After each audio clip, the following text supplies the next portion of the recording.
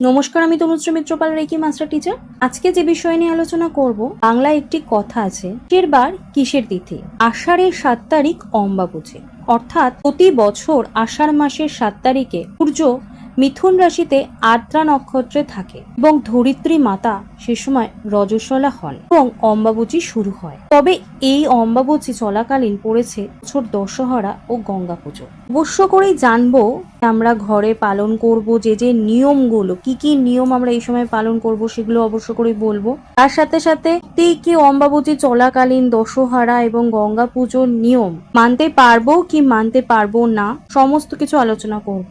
তার সাথে সাথে বলবো অম্বাবুচির পূর্ণাঙ্গ সময়সূচি এবং অম্বাবুচি যখন নিবৃত্তি হচ্ছে তখন কি আমরা করব আর কি কি করব না, সমস্তটাই কিন্তু আজকের ভিডিওয়ে আমি আলোচনা করব।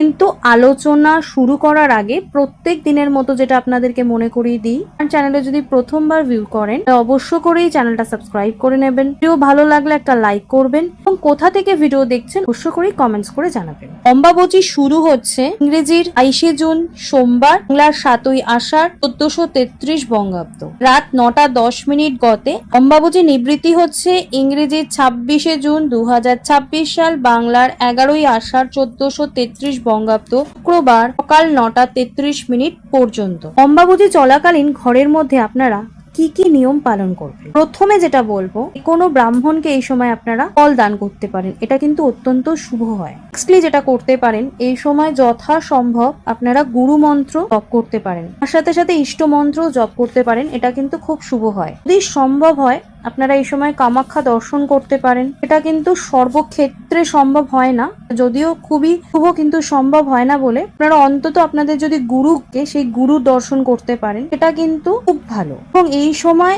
ক্ষেত্রে আপনারা গুরু গৃহে গিয়ে গুরুকে দর্শন করে আসবেন। নেক্সটলি যেটা বলবো, যারা অম্বাবুচি পালন করেন এরকম যারা রয়েছে তাদেরকে আপনার সাধ্য মতো আপনি ফল দান করতে পারেন।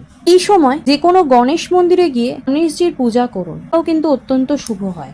যেটা করতে পারেন, অম্বাবুচির আগে যে কোনো সাদা ফুলের গাছ আপনি ঘর দিকে বা পূর্ব দিকে লাগাতে পারেন এবং এই তিথি চলাকালীন সেই গাছে আপনি জল দিতে পারেন।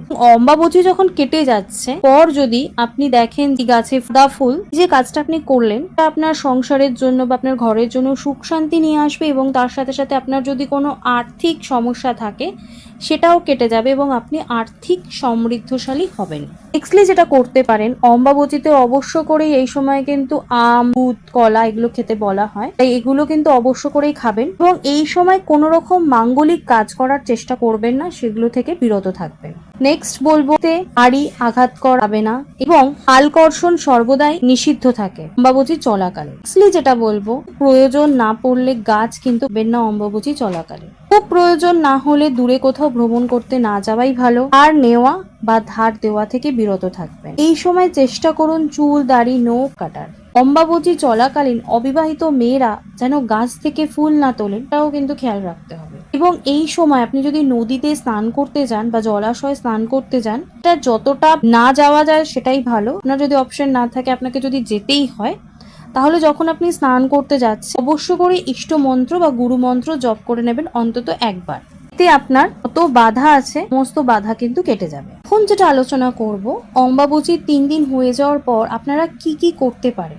অম্বাবুচির 3 দিন হওয়ার পর অবশ্য করেই ঠাকুর ঘর পরিষ্কার করে নিন, পুজোর সমস্ত সামগ্রী ধুয়ে নিন। এছাড়াও যদি সম্ভব হয় কামাখ্যা মন্দিরের যে রজ বস্ত্র সেটা যদি আপনি জোগাড় করতে পারেন, অবশ্য করে এই বস্ত্র আপনি আপনার বাড়িতে রাখতে পারেন, এটা কিন্তু অবশ্য করে আপনার গৃহে সৌভাগ্য নিয়ে আসতে পারে।